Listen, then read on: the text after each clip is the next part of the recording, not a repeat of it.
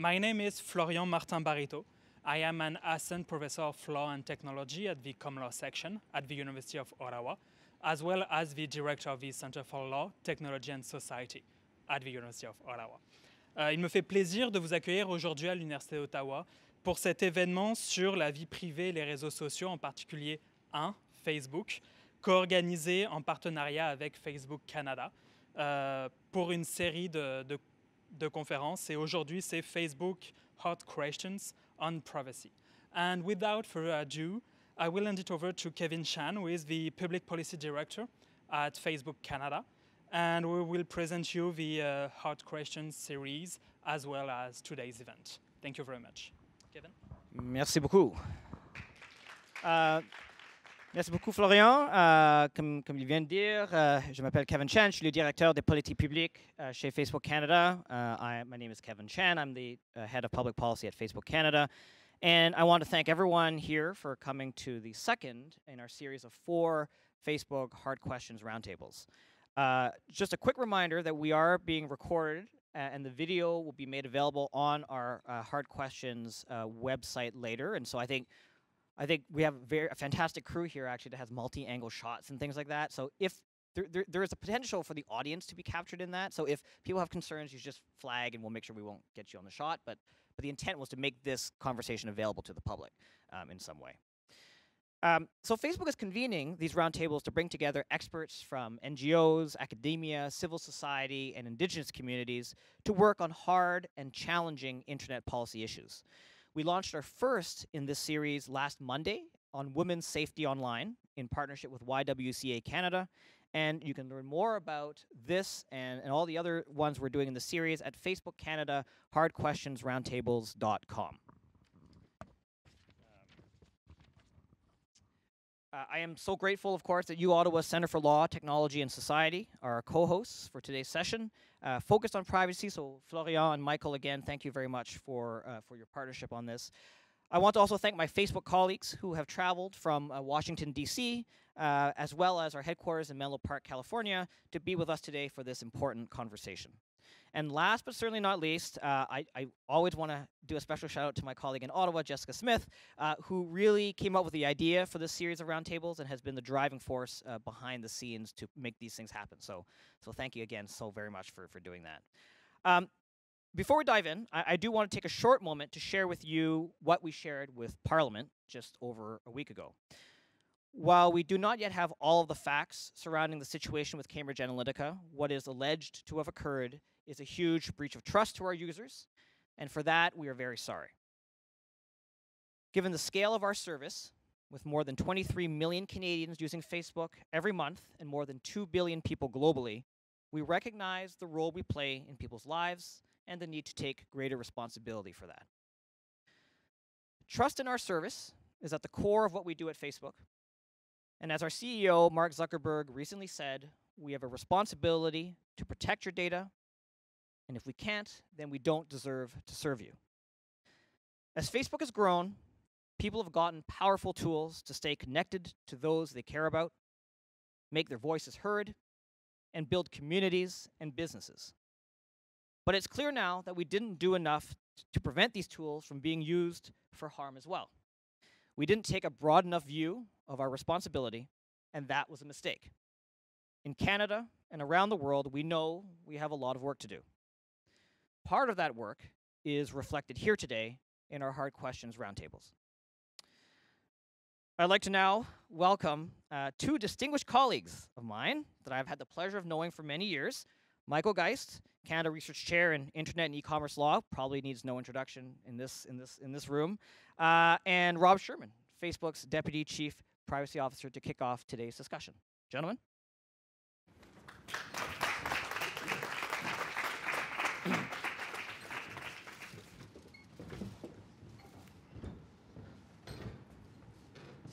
Great.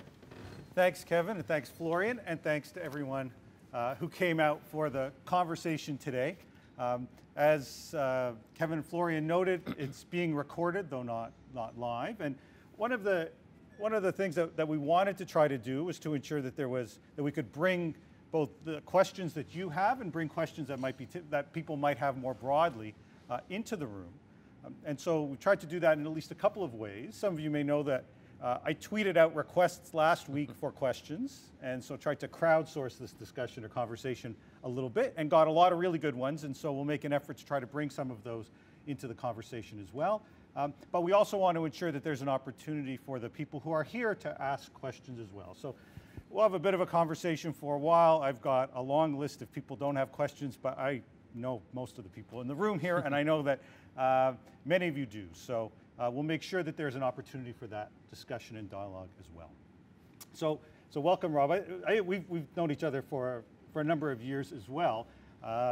And certainly that opportunity to have conversations about what Facebook is doing isn't necessarily new. But the intro that Kevin gave about some of the things that Facebook has faced is, at least in the sense that public pressure and the spotlight on Facebook has grown. It became really clear to me just how much things have changed. I mean, there's been a lot of incidents, but one just yesterday, as I was watching the NBA playoffs and saw a full national television commercial from Facebook talking about how it wants to go back to the way it was and offer up better trust. Nothing says things haven't changed more than having to now nationally advertise that you've changed. Kevin mentioned that you're doing things, and I thought it's fair to start off by throwing it to you just for at least a couple of minutes to say what are some of the things that you're doing, and then we'll get into some of the harder questions about why you've needed to do some of these things. Yeah, no, and thank you very much, Michael, and thank you to Florian as well for having me here. I think as you point out, it's really important to have these discussions. We've been doing it's not new for us to have these conversations, but I think doing it in this way and in an inclusive format that gives a lot of people the opportunity to participate is really important, not just for communicating out what we're doing, but candidly for better understanding what Canadians are looking for and what we need to do to serve them. I mean, I think, part of your question is sort of, how does this idea of trust play into what we do at Facebook and how has that evolved? And I think, it's been important certainly to, me and what our team does every day is to protect the privacy of people on Facebook. And I think, letting people know, these are not concepts that are foreign to PIPA or to Canadians more generally, but letting people know how their information is being used, letting them see their information, letting them actually control it, and then being accountable and making sure that we're making the right decisions by people. It's important for legal reasons and for ethical reasons, but also because people won't feel comfortable being on Facebook if they don't feel that their information is protected. And candidly, I think the discussion that we've had over the past month or so, including, I think Kevin mentioned that we appeared in Parliament this past week, I think is a reflection of the fact that there's been some trust lost. And so we've tried to take a number of actions over the past week, and I think it maybe is useful just to spend a minute on them since there's been a lot. And some of these are things that are responsive to specific feedback we've gotten over the past couple of weeks. Some of these are things that we've been working on over a period of months, but updating our data policy to be more clear about what our practices are, not changing the underlying practices, but just providing more transparency to people is important. Actually presenting these things to people and asking them to look at not only the policy, but specific things like, how we would use data as a part of advertising or what kind of information might be on people's profile, and actually asking them to make choices about that, making it easier for people to get access to the information that's in their Facebook account so they can see it and control it and take it with them if they want to do that. These are all things that are really important. We've always been, I know we had a hard question series on safety, and I think protecting minors on the platform has been something that's been important and that we're continuing to invest in. But I think particularly, one of the pieces of feedback that we've heard recently is that we need to be worried not just about making sure that Facebook does the right thing, although obviously that's quite important, and that people have controls, which also is quite important, but also making sure that we're mindful of the ways that people might use our tools in ways that we don't intend. And so I think a renewed focus that you've seen from us over the past couple of weeks is in that area, thinking about one, how we can look back at the ways that people have used our platform and used our services in ways that aren't appropriate, and taking appropriate action to identify those and rectify them where that's appropriate, but also looking more broadly across our platform to make sure that we are being mindful of the kinds of data access that people should have. I think we've talked about the fact that we made a lot of those changes back in 2014, so the kind of things that have come up around Cambridge Analytica couldn't happen today, but we need to do more of that. And so one of the things things that we're doing across the company is really just looking with a critical eye proactively to identify, are there areas where we could do more to put people in control and to take action ourselves to prevent bad actors from using the platform. So again, I mean, I think these are some of the things that we're doing. Our expectation is we'll continue to make improvements over the course of the year, and so we have a significant team invested in that. But I think it's, I mean, I think if there's one message that I have received pretty strongly over the past couple of weeks is that it is critical to our business that we get this right and that we invest really heavily in it. So we're hoping to do that. All right, well, that's encouraging, and I think it's a message a lot of people wanted to hear. A cynic would probably say, and I think there are a lot of them right now when it comes to Facebook, what took you so long? This university is home to CIPIC, and I see David Fewer here, which filed one of the very first complaints against Facebook a number of years ago.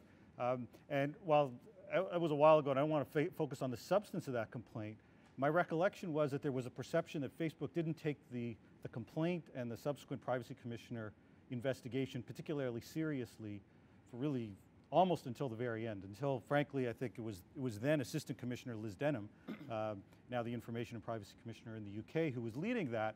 And I think it was only once they had their draft findings that someone in Menlo Park decided that this actually was serious and someone needed to pay attention to it.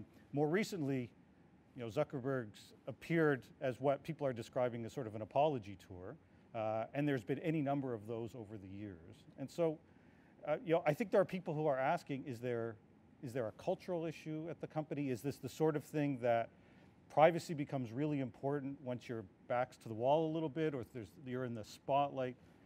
I guess how do you respond to some of those kinds of concerns? Well, I think it's a fair question, and one of the things that I and many of the folks in the room today from our privacy team do every day is work to improve privacy on Facebook.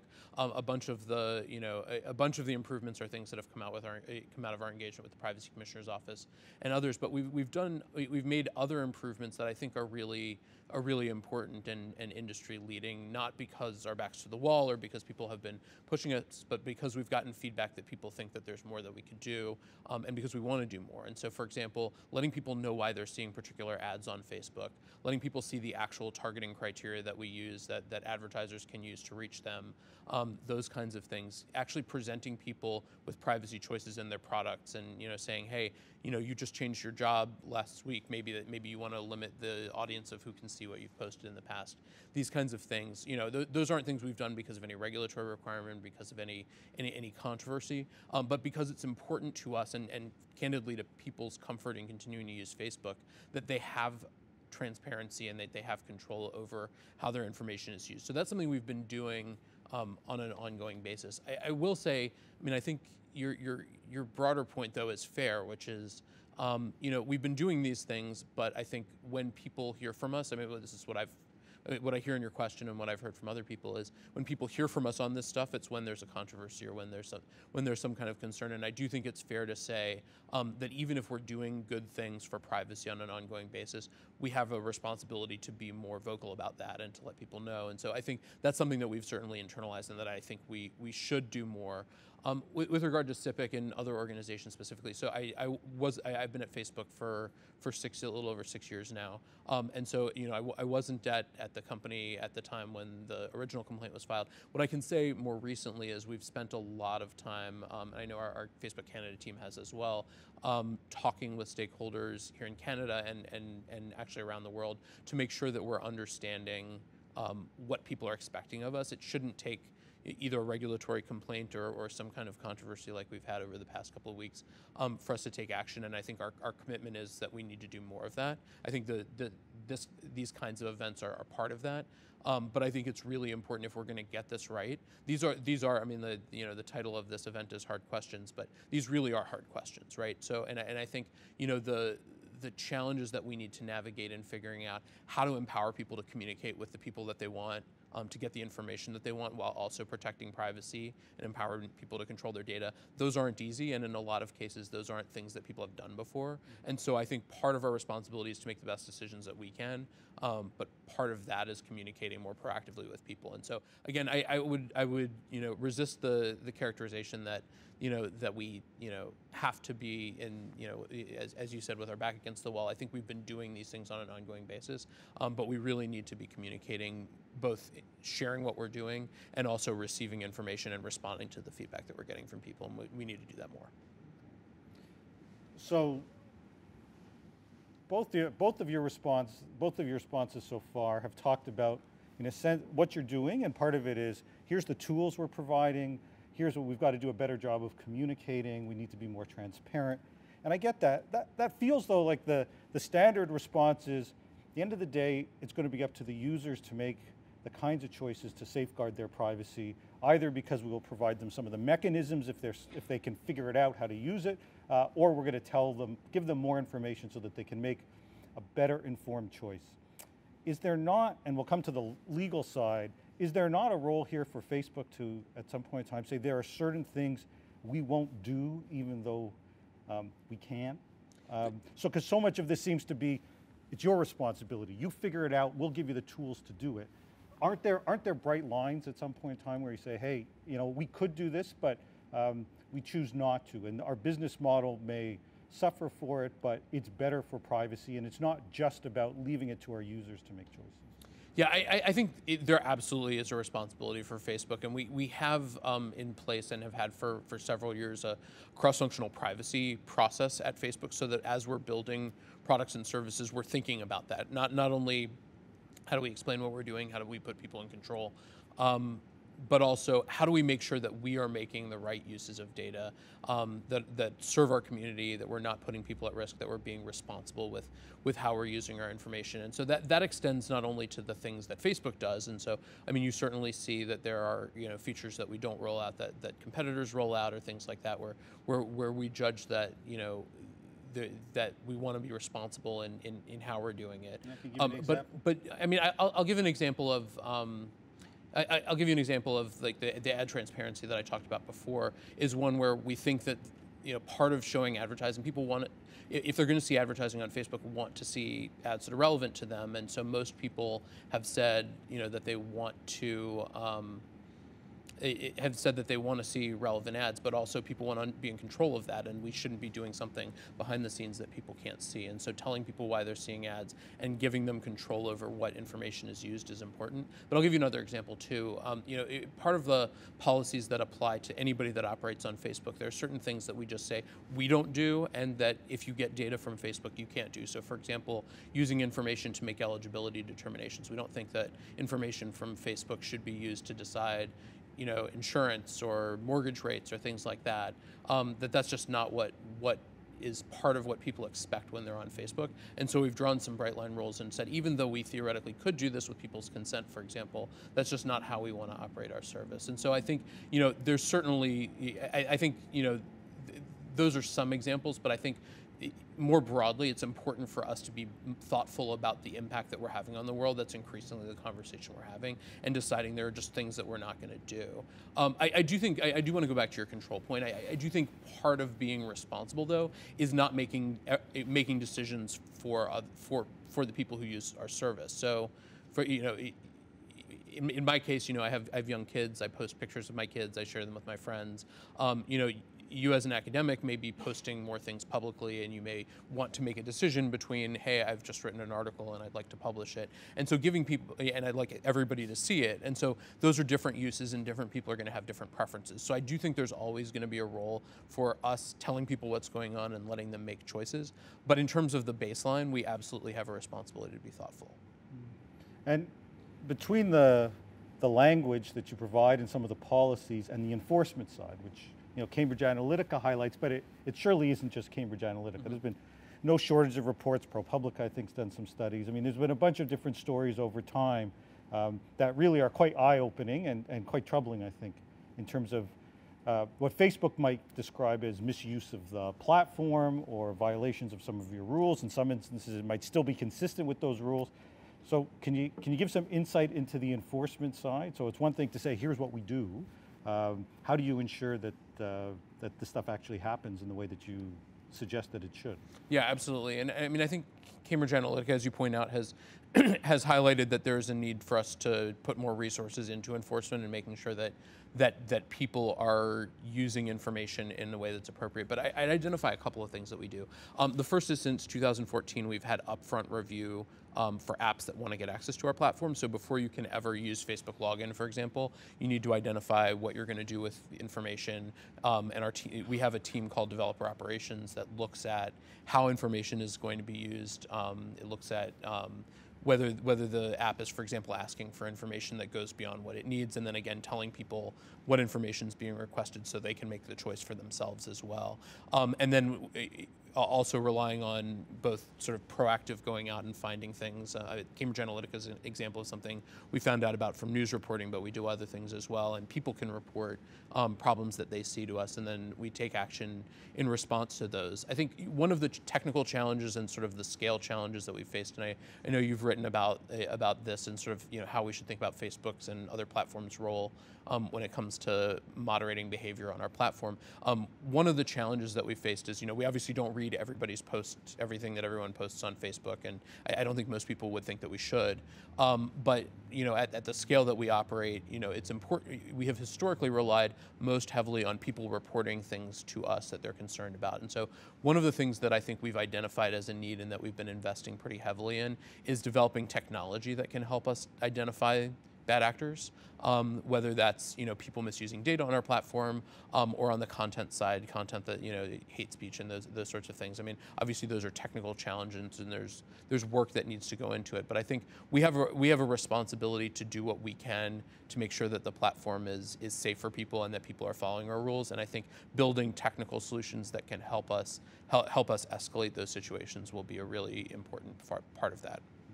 I'll leave the value of AI to some people in the room as to whether or not that's the magic solution for some of these issues. I suspect some think it isn't. I did want to ensure it's primarily law students and law professors and others from the legal community here, although not exclusively so.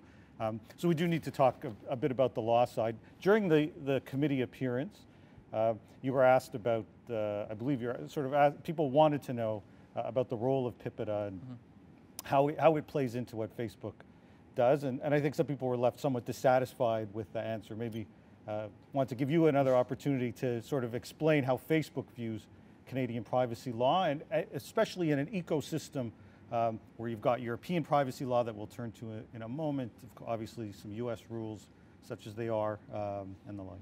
Yeah, so I appreciate the question, just because I think I did get some follow-up from people after the committee hearing. I think it's important to be clear. Of course, we consider PIPA, of course, PIPA applies, and I think that reflects our ongoing commitment to Canada and our ongoing engagement with the Privacy Commissioner. I mean, as long as I've been at Facebook, I've been, talking with the Privacy Commissioner's office to make sure that, we keep them apprised of the things that we're doing, and talking with other stakeholders in Canada to make sure that we're meeting obligations here. If we're going to serve Canadians well, we need to make sure that we, as we talked about before, take a broad view of our own responsibility on the platform. But part of that means understanding what Canadians expect of us specifically, and what the Privacy Commissioner expects of us under PIPA. And so, if you look back at our history, the Privacy Commissioner has brought a number of enforcement actions against us.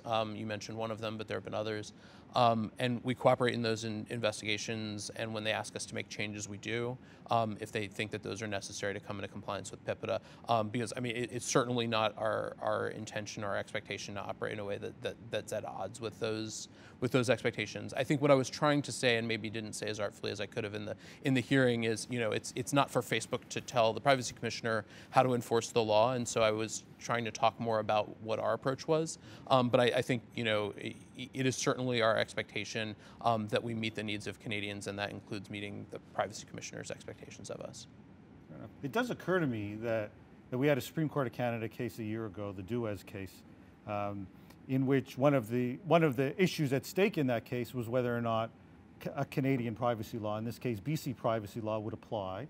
And Facebook obviously was arguing for those that aren't familiar with the case, that its contract would trump that provincial law, and that in this case, if you want to bring an action, it had to take place under California law.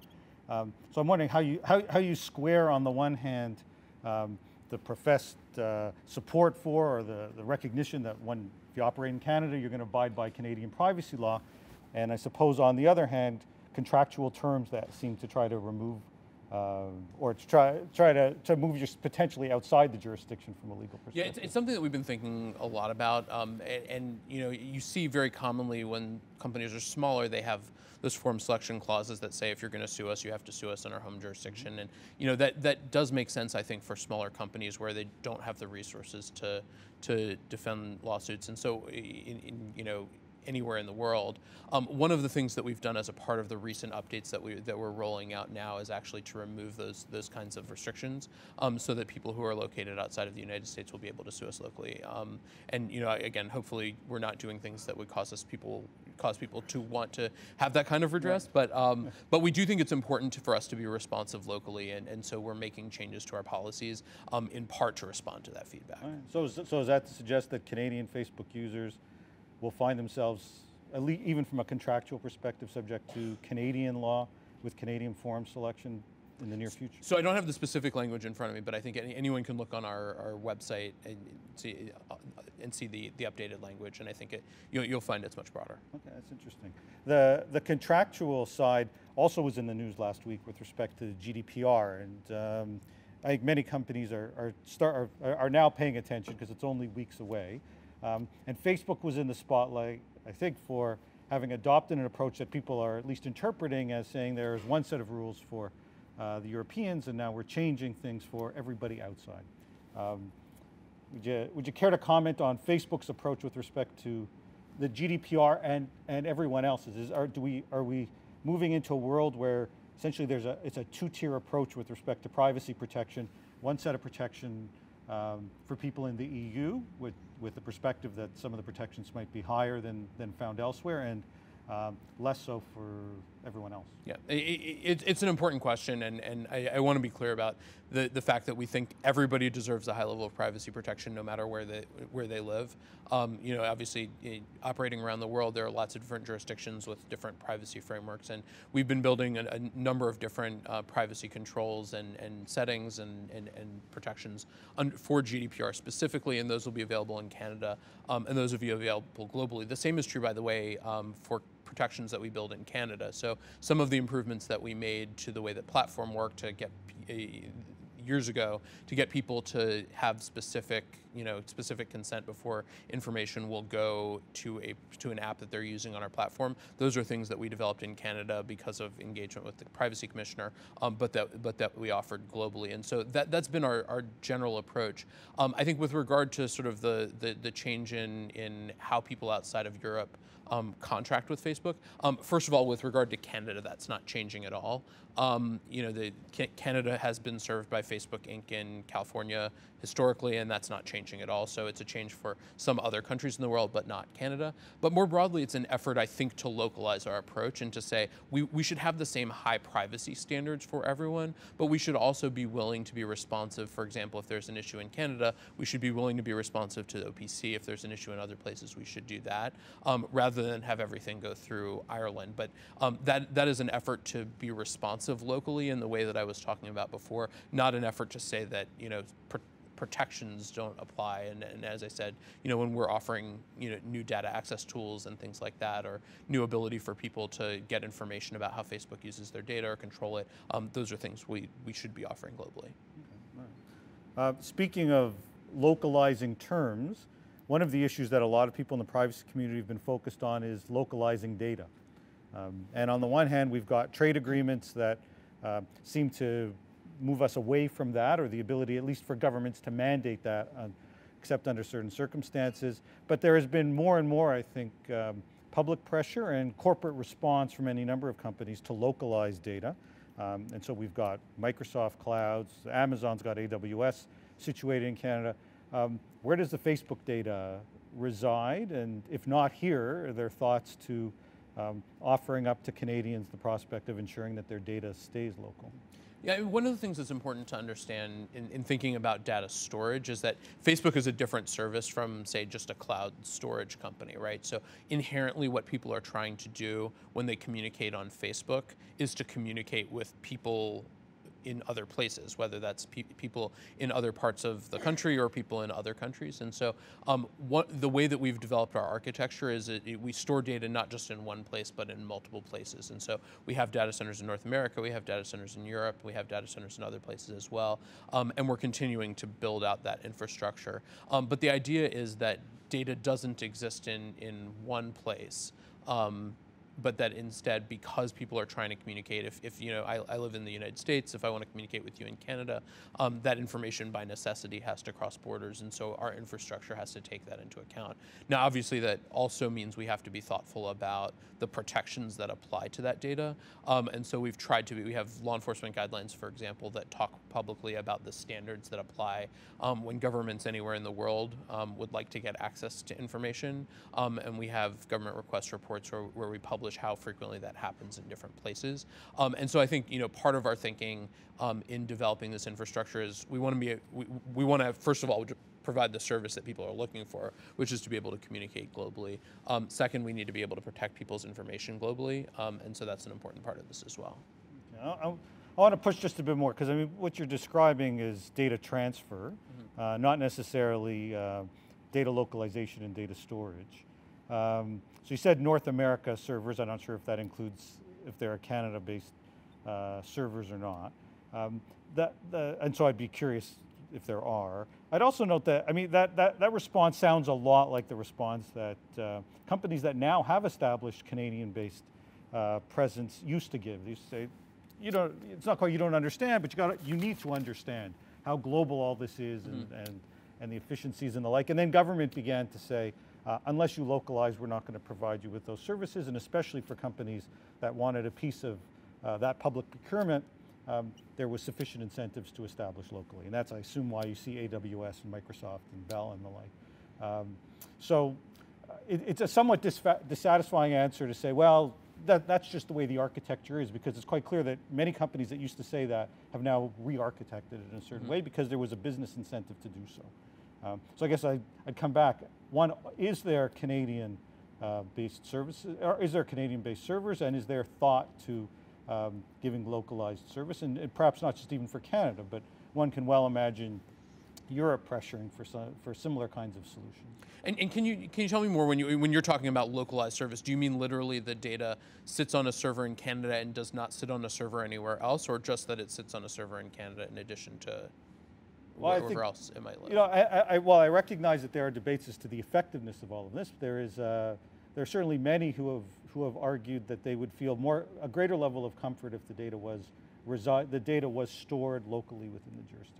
Because there would be additional protections that apply to it? That's the sense. Yeah. And I recognize it's highly debatable as to whether or not that's necessarily true or not. It might be a little more than a speed bump, but nevertheless, that kind of assurance is the sort of thing we see discussed more and more. Yeah. So, I mean, I think it's certainly worth discussing more. And I mean, I think, you know, if that's something that's important, I mean, we make decisions on an ongoing basis. We're expanding our data center infrastructure, and so it's certainly worth talking about. I mean, I think what the near-term thing that I hear in your question is we need to do a better job of making sure that Canadians understand that their information is well protected, whether it sits in Europe or it sits in the United States.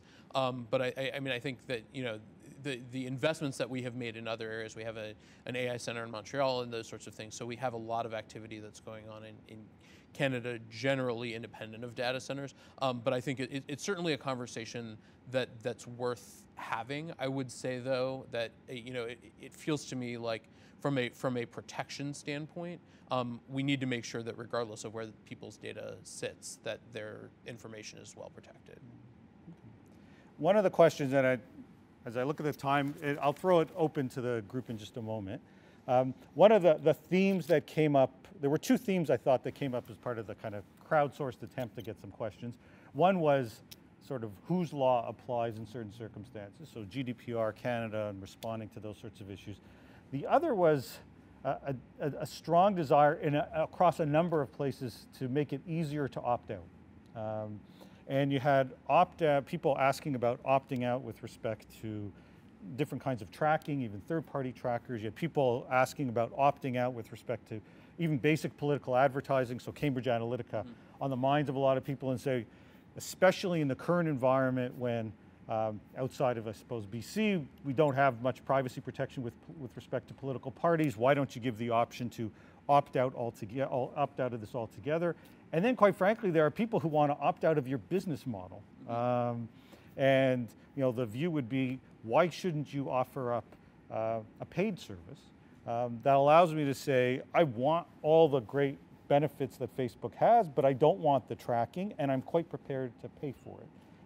So how about allowing me to, in a sense, opt out of your particular business model and still profit from me? You can tell me what I'm worth as a customer, and there might well be a market for people that say, I want the tracking-free, ad-free version of Facebook, and I'm quite prepared to pay for it. So there's really a couple of questions in there. One's business model, one's opting out of certain kinds of activities. So let me answer the opt-out question first, and then I'll talk a little bit about business model. On opting out, I think that's absolutely, that's something that we've tried to emphasize in where we've invested historically, but I think it's clear, particularly from the feedback that we've gotten over the past month or so, that there's a lot more that we could do there.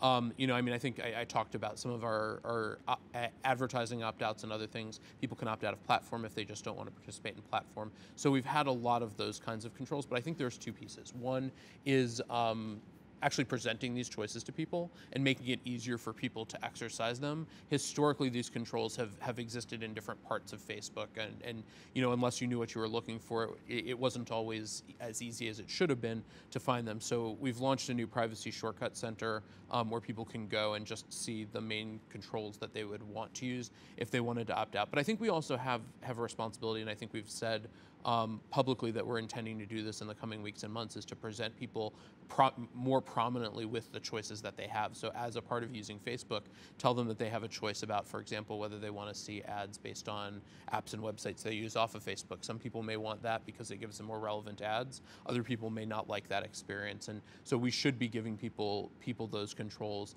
But I think this is an area where we are intending to invest more. There are other things that people would like to be able to control, and we've certainly heard that. And so I think we need to be responsive to that. And so I think the more that folks in this room or in the community more broadly can help us identify where there are areas that people would like to have control, I think we're very interested in having those conversations.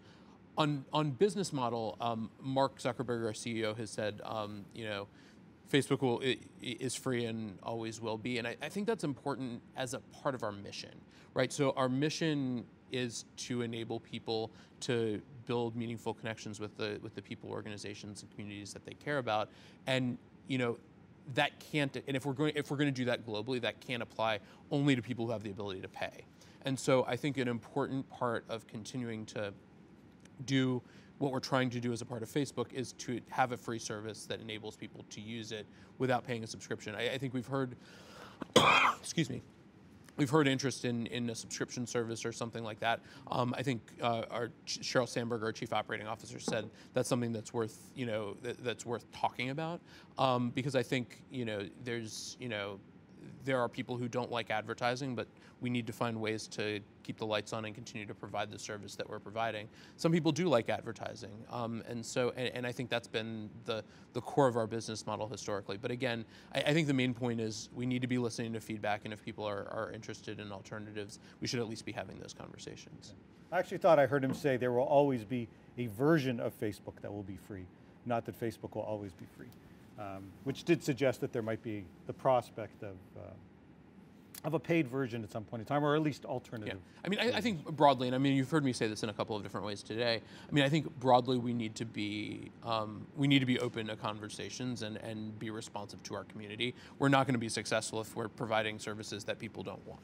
Fair enough. Okay. Speaking of open conversations, why don't we open it up to the room and see if people have their own thoughts or questions that they'd like to pose.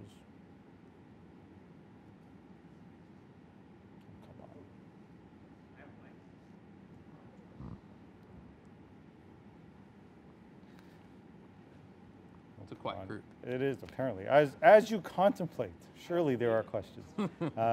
As you contemplate, one question that I get a lot, especially when I go outside North America, where WhatsApp is incredibly popular. And I was teaching at Hong Kong University earlier this year and had a number of students who were convinced that WhatsApp that Facebook listens into or has the capability of listening into all WhatsApp conversations and the like. And you sometimes get the same sort of thing with respect to some of your other properties like Instagram.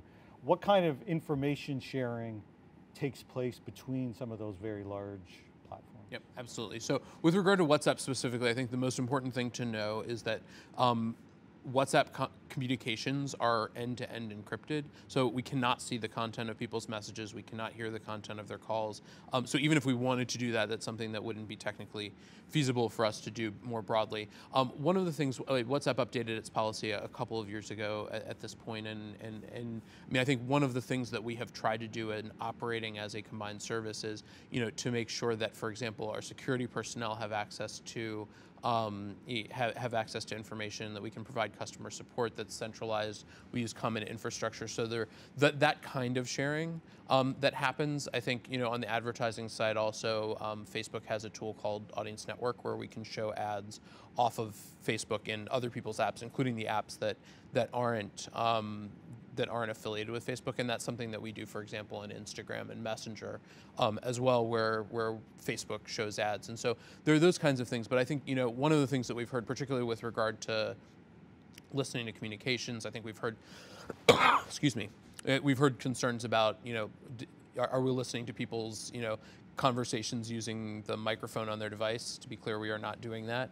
But I think it's important for people to for us to be clear about what we are doing, which is, showing you ads based on the things you share on Facebook, right? So if you like a bunch of car companies, we're likely to see that. If you post a lot about certain topics, those are likely to inform how you use your advertising. But there's not somebody at Facebook that's listening to conversations. I think that's important to know as well.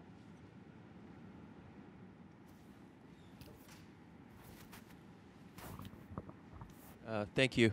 My name is Adam Solomon. I'm a law student here at the University of Ottawa. Thank you for being here. I just have a question. If you could maybe give us a little bit of feedback on content takedown, and specifically, Mark Zuckerberg was mentioning that you have over 10,000 people now employed in content takedown. Now, specifically, my question is in regards to extra-jurisdictional, extraterritorial content takedown. What kind of framework is Facebook using for issues of freedom of expression, considering that the U.S. law is much different than Canadian law in terms of hate speech and things like that? So maybe you could. So I might, if I can totally punt the question, might turn to my colleague Kevin Chan, who actually is an expert on this question and has been thinking a lot about it in the Canadian context, particularly.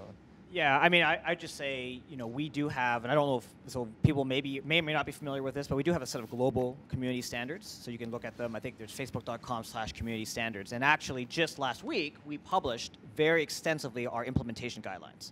So it actually goes through all the kind of really difficult potential cases that you might see and sort of how we make those calls. So I think, generally I would say that it's not, I mean, if your question is like, oh, is this kind of just basically the American view of the world and it's kind of applied around the world? Like, no, I think as Rob is saying, I mean, certainly in privacy, but I think across the company and all the sort of different realms that we'd be involved in, I think the effort is to increasingly localize.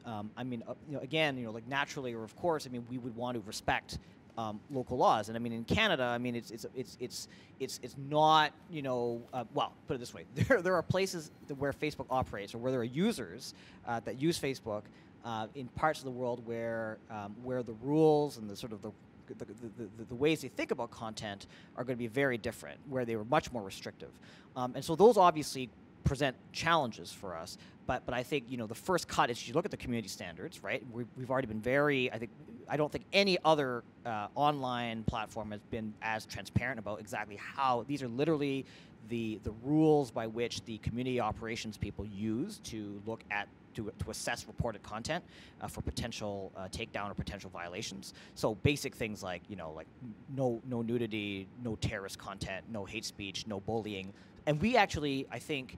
I mean, maybe the other thing, just to go back a bit, is we actually take a much more expansive view, right? So it's not just hate speech; it's actually like harassment shouldn't be permitted on the platform. And then, of course, the ultimate thing is if you're in a local jurisdiction, we obviously are very mindful and observe sort of the requirements of local law. But I would say, where there have been challenges, I think clearly we would never say we're 100% accurate, right? Like in the sense of like, ultimately on some of these things, you're going to have kind of humans, right, who are going to review the stuff. We never want to say that they're 100% accurate. I think when you're reviewing billions of pieces of content on a daily basis or on a weekly basis, I mean, even the very long tail of 0.000 whatever 1% rate of sort of like maybe of a false positive or a false negative, I think you can still appreciate that there's going to be those instances that happen. But that is kind of how we think about it, and it certainly isn't this view of like, well, like folks in California kind of made these things up whole as bullets. I think the last thing I would say on that is to give people a sense of the thought and care that's put into this. Like to the extent, like Rob's here today and the team is here, we're kind of engaging with privacy experts. We actually bring in constitutional scholars in to help us and advise us on how to think about these really tough issues, and perhaps not surprisingly, not that people don't align on these either. Right? Like the top thinkers in the world about these sorts of things, and they don't agree either. And so I just, again, for contextual purposes, I just want you to know that we do think very deeply about these things, and we don't just sort of make this up in a closed room or something like that. We actually engage extensively with the world's top experts on it.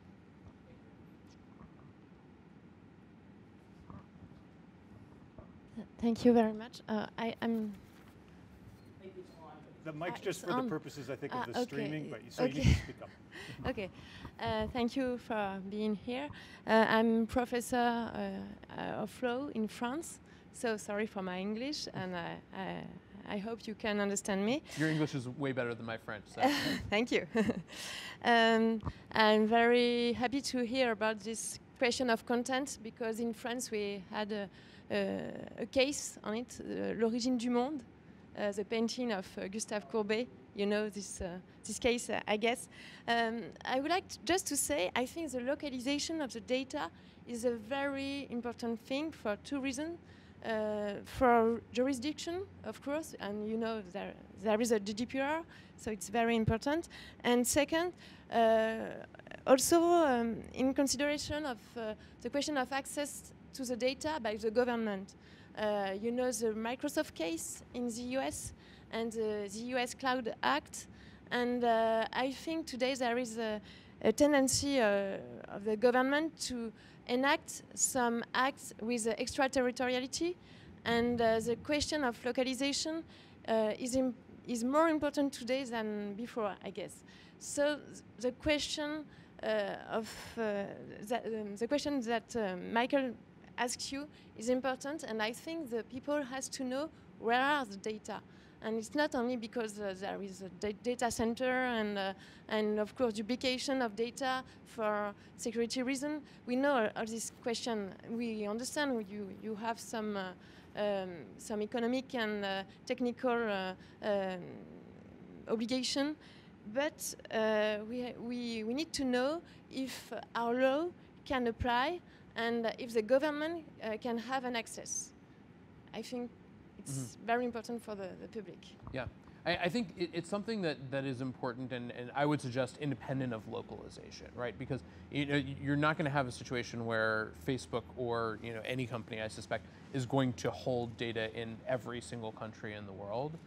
And nor is it the case for a service like ours that it will be held only in one country, right? So if you're in Paris and I'm in California and we communicate with each other, right, the information is going to have to probably be, even if there's, as is the case, we have US data centers and we have European data centers, the information is going to have to be held in both of those places. And so I think part of what's incumbent on us is independent of where the data physically sits, excuse me, independent of where the data physically sits, to be clear what the standards are, to be clear how how governments outside of the jurisdiction where the data might be held, or jurisdictions in the case in our case where data is not only held in one country typically, how those governments can get access in a lawful way.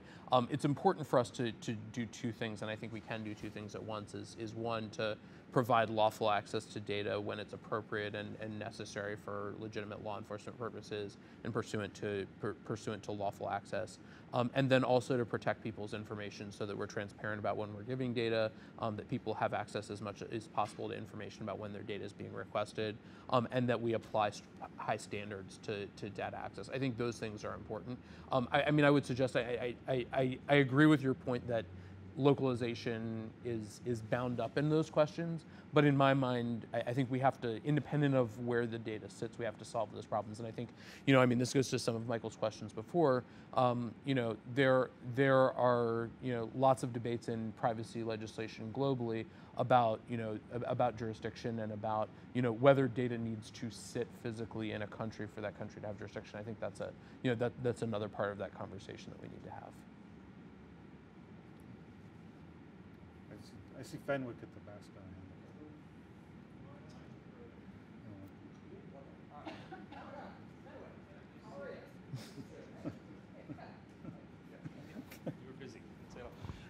Fenwick McKelvey at Concordia University. Just a question specifically about this advertising. I mean, certainly Facebook has a lot of control of the advertising on its platform, and we know that in Canada, certain aspects of privacy law restrict the types of advertising taking place. Considering a lot of the concern about the amount of data being collected by Facebook presently, has there been much consideration on the platform about scaling back the level of targeted advertising that could be taking place? Certainly it seems like that's an area of a lot of investment of corporate innovation, is more and more targeted advertising, but given the amount of data it's required to feed that targeted advertising, has there been consideration about maybe saying, these are the limits, or how are we going to be proactive as a global leader on better advertising standards, and maybe even saying, this is not type of targeting, or we're going to be able to be targeted less in order to collect less data? Yeah. It's a really important point. It's one that we spend a lot of time thinking about. How we can make sure that we have an advertising-supported business and one that also protects privacy. I'll give you a very basic example, and then I'll turn to some aspects of your question. As I said before, one of the things when we survey people that we hear a lot is that people actually, if they're going to see ads, want to see more relevant ads. They don't want to see things that feel spammy or that are not a good use of their time, and so showing more relevant and more targeted ads is a way that we can respond to that. And I think that we have developed a way of an ad platform that we hope is privacy protective while also achieving that goal. And so, for example, if we can show ads to people based on what they've told us they're interested in, or based on signals for the kinds of ads they've clicked on in the past, but then not build that in a way that shows those people relevant ads, but that doesn't show the advertiser's specific information about specific people, right? We don't need to tell the advertiser, Michael Geist saw your ad. That is an important component of being privacy protective in the way that we show ads. Letting people know why they're seeing specific ads, which I mentioned before, and what interests we have associated with their account so they can control them. Those are important pieces as well. To your question, I do think we need to continue to evaluate, how much information is necessary in order to show ads that are relevant and high quality and a positive experience for people. We should be using information that leads to a better user experience. And again, being transparent about how we do that, and we have an About Facebook advertising page that goes into some detail about how we do this now. But I think that's an ongoing conversation that we need to have. And then I think this is related to a comment that you made earlier. We also need to be thinking about what controls that people can have, because some people may choose, I'm okay with a less relevant advertising experience if you're using or storing less data about me, and that's another thing that we need to enable people to do. So just as an example now, we have a control over online behavioral advertising and ads based on apps and websites that you use off of Facebook. And again, that's something that we have offered people control over for a long time. If you don't want other websites you go to inform your interest, you can turn that off. But I think increasingly we need to be proactively presenting people with those choices. We did that when we rolled it out. I think we're intending to do it again, so that people can make the decisions that are right for them. But I think the broader point that you're making about being thoughtful about how we can build an ad-supported business that is also privacy protective is something that we need to continue to think more about. And actually, one other thing I would add there is, there's obviously a broader ecosystem, and I think to the extent that we can build our infrastructure in a way that we can build our infrastructure in a way that provides models for other companies to follow. That's also something that I hope we will do. Hi, I'm going to piggyback on that. My name is David Fraser. I'm a privacy lawyer in private practice.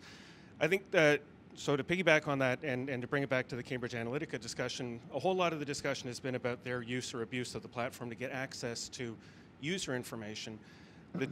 I think that a significant thing that needs to be examined, and I'd like to hear what you're doing about it, is the micro-targeting of individuals, particularly when it comes to political content. If I'm sent a bad ad related to a consumer product, I'm just going to buy a piece of junk. But when it comes to kind of political manipulation, that has some significant consequences.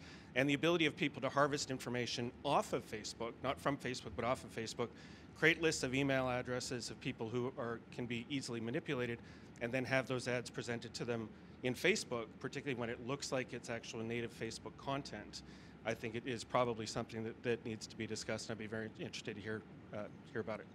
Yeah, I think the issue of ad integrity generally, but particularly in the political context, is something that we've been thinking a lot about. Just for folks in the room who might not have context, I think one of the ways that you can show an ad on Facebook is if you already have a mailing list of email addresses. You can use hashing to compare it against email address, to have Facebook compare it against email addresses who are already on Facebook, and those people who have, say, signed up for your mailing list at your retail store or something like that, we can show them ads on Facebook just the same as you could send them an email newsletter. So that's the technology that I think you're referring to. I think particularly when it comes to things like politics, it's important for us to be thinking about ways in which those could be used in ways other than the example that I gave, and to make sure that the way that this is being used in the political context is transparent. So there are a bunch of things that we have started to do there, but I think this is also going to be an area of continuing investment.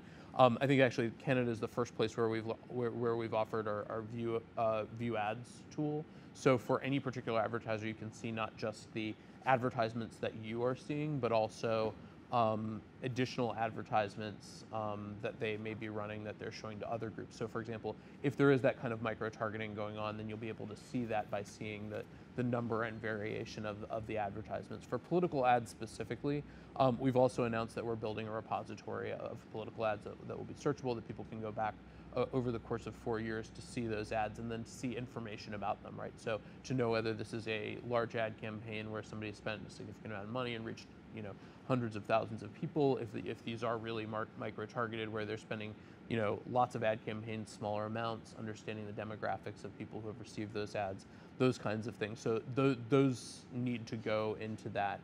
So I think those are in terms of like the kinds of tools that we are providing for sort of public access to information. I think that's one piece of the puzzle, but there's two other things that I identify. One is that Facebook needs to do a bunch more, and we've been investing internally in enforcement and in making sure that we have teams and infrastructure in place to detect when people are using our systems in ways that aren't intended. But I think going to the broader theme that I've hit on a couple of times today of, and I think Kevin mentioned as well in the content context, we need to recognize that we have a responsibility to work as hard as we can to address these issues, but we also don't know everything, and we're not the experts on every issue. And so one of the things that we've announced is actually a commission that will enable academics who work in the area of politics to request information and to make research proposals to an independent commission that will give them access to data and other kinds of support about the kinds of advertisements that exist on Facebook, for example, so that people outside Facebook can look to understand patterns and understand how our platform is going to be used. I think that's good for the broader public understanding of the issue that you're raising, but I think also our hope is that it will help us identify issues that we need to address and take action on as well. One thing I would say in Canada, people don't like to report on this, but it turns out that, when we had the last federal election, 2015, we actually did spend a lot of time with the Commissioner of Canada Elections. So they're the enforcement arm, right, of the agency that actually makes sure that the election kind of runs the way it should run. And we spent a lot of time educating them about the Facebook platform, about how advertising works.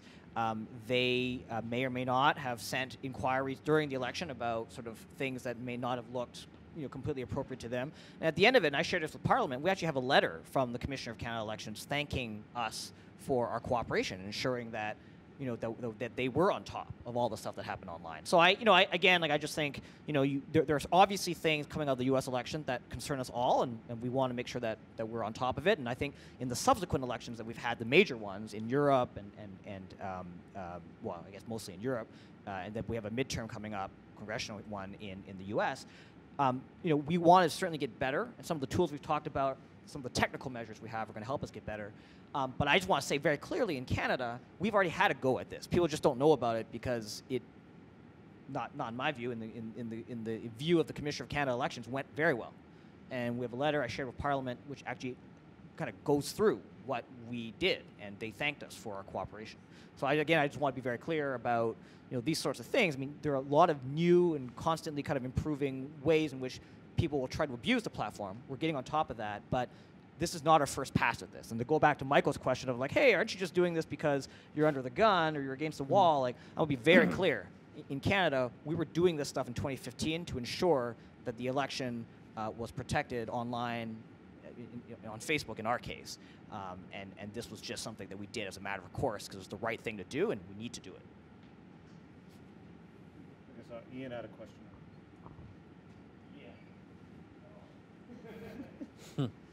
Hi there, I'm Ian Kerr, hold the Canada Research Chair in Ethics, Law and Technology here at the University of Ottawa, Faculty of Law. It's great that you're here. We're really glad to have you here. Thank you for having me. It's not always fun to be in the position of being asked the hard questions, but that's what you're here to do. I wanted to sort of take the conversation back to where Michael started it and do so with reference to the 2009 complaint of CIPIC and the response that came out of it. And then use that just as a platform for asking what I think is a very general question. Our conversation has sort of gone from there to talking more about some of how the technical challenges in more recent times have affected privacy. But I want to take it back to a much more basic concept and see what your take on is it. So I'm going to repeat some history, I think primarily for the students in the room who may not have been paying attention to these issues at that time. But at the time that a different generation of students brought a complaint via CIPIC to Facebook, and then the Privacy Commissioner of Canada made a decision where she found some of that complaint was well-founded, some of it wasn't. It was a very long and very detailed complaint, as you probably know. But what happened subsequent to that, which was very interesting to watch how it unfolded and how the media reaction to it unfolded, was that, of course, that was the time when Facebook, for the first time, brought into play its privacy settings. This was the first time that users actually had a bit of a say in what they could do in terms of how they set privacy. And I remember at the time watching the reaction to it, which was universally, Facebook was quite applauded for it, and there was talk of people were paying attention to privacy. And I think in Canada there was sort of a naive moment where people sort of thought, we've brought this complaint and now privacy has changed, in a way that I think the US is probably thinking that with its recent interventions with Facebook. What happened, of course, and I remember it was in the month of May in 2010 that I wrote an op-ed about this for our local paper, the Ottawa Citizen, is that when Facebook introduced those settings, it set the defaults in a way that it actually collected more information than it had ever collected before. And it was arguably one of the bigger information grabs that's happened in the history of Facebook. And so at the time, I was sort of chanting around, the devil is in the defaults, the devil is in the defaults. And there was a group of people, myself included in paying attention to this, that sort of made a claim that said, Mark Zuckerberg should probably have the same privacy settings that the settings are set to. And that he shouldn't deviate from those settings, because why would you set the settings up for less privacy for some people than other? And of course, the important point to know is that psychologically, and you know the experts who know the exact numbers on this, most people will never change their settings. And so I would say, first of all, that Facebook has come a long way in terms of being more careful about how it does the settings. But I would also say, and especially with Cambridge Analytica as the recent example, that it's still really challenging, even for people like me who are paying attention to this issue. You have to do a lot of work to get privacy where you want it to be. And the response has been one which I think I heard you saying earlier in your conversation with Michael, which is that we want to give users the ability to do what they want. And so there's a kind of like autonomy or control on behalf of the users that seems to be driving, or at least the rationale for the current approach. But I guess what all of this points to me is this idea that we could have an approach to privacy which is privacy by default, which is a design principle that Ann Cavoukian and others have been talking about for years, myself as well. So I guess my question, just to come back around to Michael's question, and where I apologize for a long-winded way, but wanted to set it out carefully for the students in the room, is why won't Facebook just adopt a privacy by default approach where the baseline is always the most possible privacy protection, whether it's in the settings or some of these other things, rather than sort of throwing it back into the middle under the auspices of giving users control, but where doing so just inevitably results in less privacy rather than more privacy.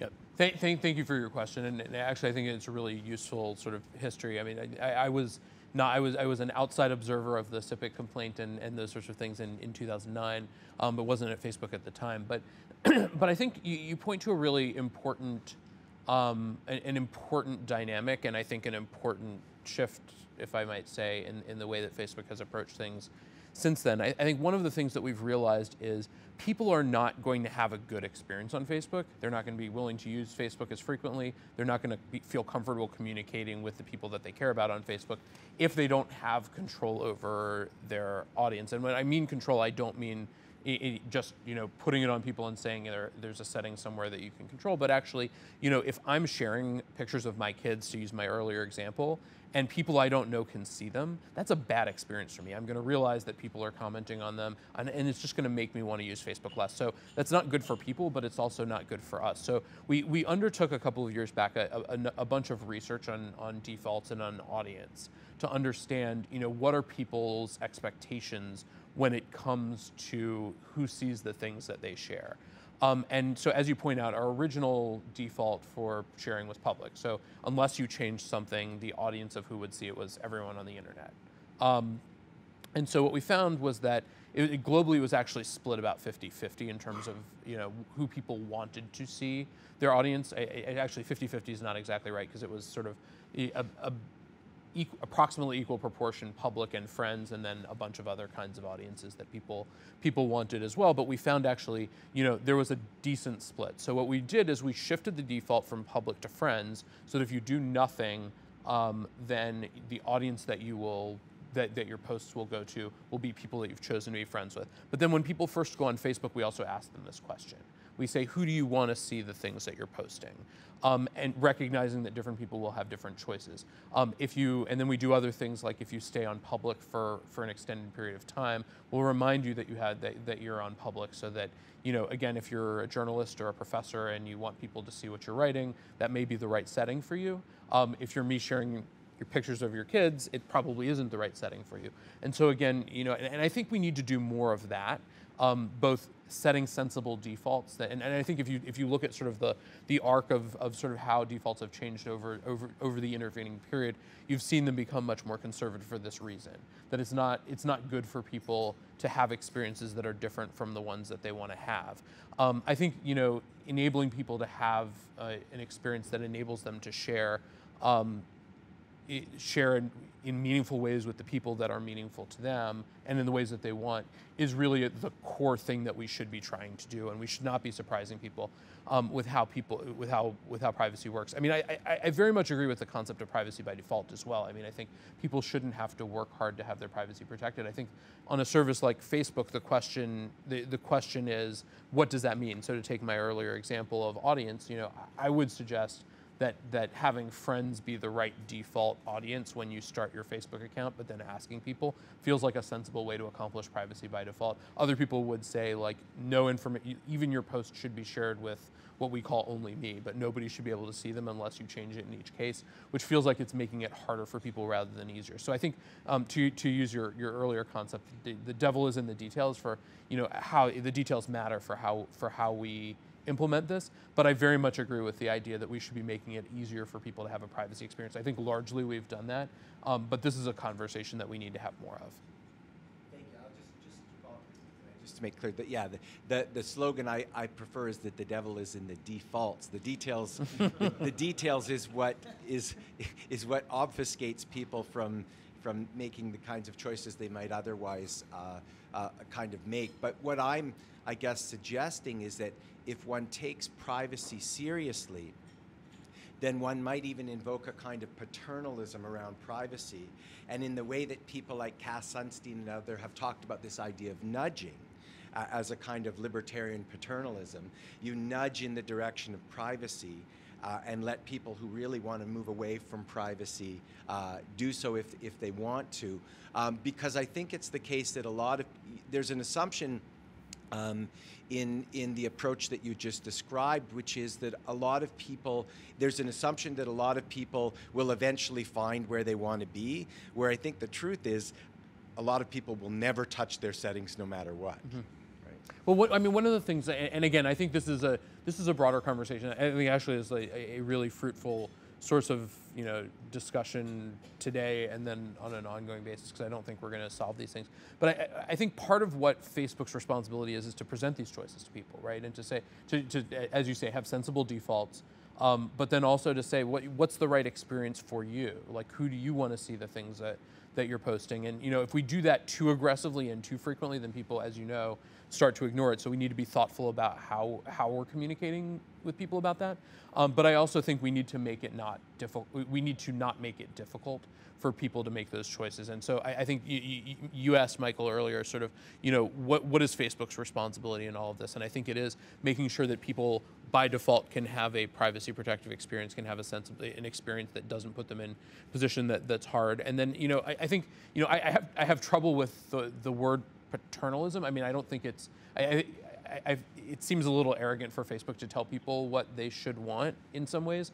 But I do think particularly when it comes to, I alluded earlier to some of the protections for minors. I mean, that's an area where we have taken a more paternalistic approach in some ways, to use your term, where we've said, there are limits to who you can connect with or who can search for you. If you want to try to share publicly, you have to go through education before you can do that. There are limits to the kinds of ads you can see, those kinds of things. And I feel more comfortable with the concept of a more limited choice set for teens than I do for adults. But I also think it's incumbent on us to provide meaningful, appropriate defaults and meaningful choices that are easy to use to everyone. And I think the easiest is to choose away from privacy. That's great. We're almost out of time. I actually just wanted to follow up on Ian's question, just with a data question. Yeah. I recall years ago, I think it was at an OECD event here in Ottawa, Mizelle Thompson, who was an FTC commissioner, is one of your predecessors, I suppose, at Facebook, was asked the same kind of question. Essentially was asked, what percentage of people actually adjust their defaults? And you're a data company, so I assume you have these numbers. His response at the time, and it's many years ago, was 30%, which he said was highest in the industry. He said no one else has more people actively using or adjusting their privacy settings than Facebook, 30%, which of course meant that 70% of users weren't doing anything at all. They were relying on the defaults. So I'm curious, with all the discussion that we've had about here's all the tools and the bits of information and the ability to change, what does the data tell you? What percentage of your users do take advantage of these tools to make changes? So I don't know the sort of top line answer to how many people change their settings. I'll give you an example that I do know off the top of my head is, when we did Privacy Checkup a couple of years back, and we've done these, for those who aren't familiar, we presented everybody on Facebook with the checkup. It was a sort of blue dinosaur, and it said, here are a couple of key things that we want people to think about. Who sees what you post on Facebook? what have you put on your profile and who can see that? What apps have you authorized to access your account and what permissions do they have? Make sure people look at that. Something like, I think it was like just under 9 out of 10 people went through that flow and completed making those choices. So I think we're seeing fairly significant engagement with the things that we present to people. I mean, obviously, how to interpret that matters, right? I mean, I think to your point, if we're setting defaults properly, then maybe nobody needs to touch their settings at all, because but again, I think, that's sort of an idealized version of the world. People are individuals and people will have different preferences. And so, I think it's an interesting question. And, I actually didn't know the 30% statistic that Moselle gave. I think it's an interesting question about like what is the right ideal number for that. And I think my guess is it actually depends on what the settings are and where the defaults are to start with. But I think we certainly see pretty meaningful engagement with the privacy choices that we're giving. But I actually would be interested to know the top line number that you're talking about. I don't know the answer. We have one last. David's going to get in maybe the last. But if I could just one thing. I mean, two things actually. I mean, like on this stuff. I mean, I think Rob mentioned it, but just to be very clear, I mean, we do the things that you're saying that we should. Like, I mean, in the sense, like I just got prompted the other day because I was posting publicly, did this thing with YWCA in Canada, really awesome. Then like I posted something about my kids. She, my daughter did this violin thing, and it was, I had forgotten because I had posted public, so it kind of, and it prompted me. It said, hey, you're still on public. Is this what you intend? So I can't say that 2009 we did that, but certainly like this has been an evolution, and certainly we do that now. And that prompt actually helped me, of all people, right, who works at Facebook, go, oh, right, yeah, it's my daughter's concert. I don't want Ian seeing that. I'm gonna Well, maybe Ian's okay. Yeah, or maybe we are friends. Like I don't remember anymore. I think we are. I was gonna say I think we are friends. So I just say that we actually do those things. The last thing is you mentioned Cass Sunstein and the nudge stuff. So and Cass has been clear. He's said this publicly. So but he has consulted to us. He's more interested in the how do you get diversity of information in newsfeed. So one of the things that he's pretty he's written sort of positively about is like, for example, it turns out if someone likes a certain type of article, and then you're kind of like, oh, we're gonna like give them the diametrically opposed article or the diametrically opposed opinion, that actually creates more polarization, right? Because people, it turns out just the way humans are, you don't want to be presented with information that's immediately kind of like contradicting what you may believe. And so we're testing products where you kind of have these sort of like, like I forget what we call it now, but it's like related articles, I think it is, where we give them a spectrum under the unit of the story that they may have shared or interacted with. We give them a spectrum of stories related to that topic. And that's a much softer way to get different diversity in terms of information to the individual about a particular topic. Those are the kinds of things I think where we do try to do that. So to your point on that sort of thing. And Ian, if I might connect your sort of nudges point to Michael's question about data, so I think it's important. I gave the example of the research that we did about what people's ideal audience for their posts would be, right? So as a privacy person, those results were pretty surprising to me, right? So I expected to get out of that 80-90% of people wanted to be sharing with friends, and that just those weren't the results that we were getting.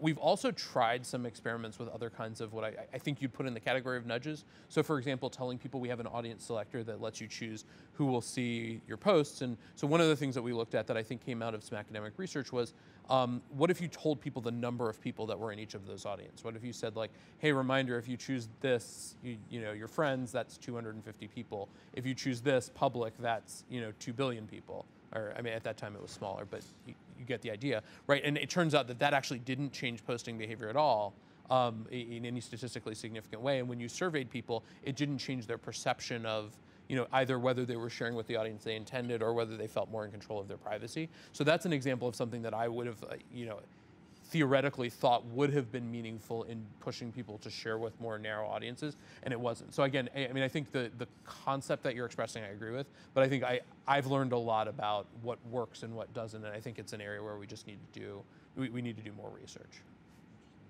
Okay. One last question, I think. Hi, I'm David Fior. I'm the director of CIPIC. So we were the organization that filed the original 2008 complaint that played out over 2008, 2009. 2010. It was a very interesting complaint and an interesting process that we went through with Facebook and the Privacy Commissioner's Office. One of the pardon me, one of the solutions or approaches that we were pushing, we really wanted Facebook to take up, was to address Ian's question, privacy by design. And in privacy, the devil's in the defaults. Why don't you change this approach, change a default approach to do two things. One, have a privacy interview, where whenever you sign up to Facebook, you're taken through, this is the transaction, right? Mm-hmm. You're getting some web wingdings in return for access to your personal information. And so go through an interview, where the user is asked a bunch of questions, taken through it. It's going to take some time because Facebook's a pretty complicated machine. But why not go through that approach? And then second, once that's done, you want to make it simple. And what we were pushing for was a simple slider, right? Privacy over here, more public over here. Just to make it really simple for the consumers who didn't have the time to manage their privacy defaults, or the attention span to manage their privacy defaults in some cases. Neither of those approaches were adopted. We think particularly the slider was rejected because too many people chose privacy. When it was experimented, which probably isn't surprising at the end of the day. And so we'd wonder to what extent Facebook is considering moving back to that kind of approach, not on smaller scale examples that we've heard about, particular pictures being posted and are you sure you want this public, but on a more global scale. But then that runs into a second problem that we see, which is kind of the fundamental failing of consumer choice in this space, which is the lack of the consumer's understanding of consequences. It's one thing to be told what information is going to be collected and how you're going to use it, but it's another leap for the user to say, oh, this is how it's actually going to affect me. This is the cost that I'm going to pay for the use of this free service online. I don't know that there's a solution to that, but I know a lot of those people that kind of fell into the Cambridge Analytica program would not have done so had they been told that the information was going to be used to influence how they would vote in an upcoming election. Yeah, so thank you, but all of those points are really thoughtful. Let me just hit on the Cambridge Analytica point. Just to be very clear, what Cambridge Analytica did was a violation of our rules. It was a violation of what people were told. It was a violation of what we were told. So I certainly don't think we should create a system that enables companies to do that as long as they just are more clear about it. Right? That's not what we're trying to accomplish. And so I think you know that, but just to be clear for everyone, I don't think we should be thinking about transparency even about bad things as a get out of jail free card. That's not what this is. I do think the tension that we felt on privacy controls generally, and I think looking at sort of where things landed with privacy sliders and those kinds of things is, on the one hand, if you present, there's research that shows if you present people with too many choices, particularly too many choices at once, they tend not to engage with them. They tend to try to just click past it or make whatever choices they make, and then end up being potentially surprised by the choices that they've made later. That's obviously not a good outcome. On the other hand, if you don't provide people with information, or if they get surprised in the way that you're talking about because they made a choice and that led to some outcome they weren't expecting, that's also bad. And so the approach we've taken historically is to engage with people on an ongoing basis. So some of them are the upfront. I think you could describe the privacy checkup as a version of a privacy interview. Probably doesn't include all the questions that you'd want it to include. We're doing something similar actually as a part of the engagements that we're going to be doing with people over the next couple of months. Is we'll actually ask them about things like face recognition. Do you want that, or do you want to have ads based on what you do off of Facebook? Or do you want certain things to be shown to people on your profile? Like asking them specific questions that particularly go to the areas where people have told us that they have, more specific concern. And so I think that is a step in the direction of what you're talking about. But I do think that the broader concept and the idea of, giving people, more specific choices, I think figuring out how to do that well is really challenging. I don't think Facebook is not. I don't think that, particularly when it comes to something like audience, we don't do better if people share more publicly, right? So that's just not our business model. Our business model is, candidly, the more people use Facebook, the better we do, and whether they share privately or publicly is sort of independent of that. And so I think there is a lot of value to us in making sure that people are having the experience that they want to have and that they feel comfortable. So I'd love to have a longer conversation about, like, what that could look like. I think some of the things that we're planning to do are probably in the direction that you're thinking, but I suspect you'd have ideas of more things that we could do. Okay. I'm getting the signal that we've already gone over time. It's pretty clear it's a conversation that could keep going, and I know for some it will, but I want to thank you for coming in and engaging in a discussion on an issue that's attracted more and more attention and clearly means a lot to a lot of people. Yeah. Thank you very much, and thank you, Michael. Thanks.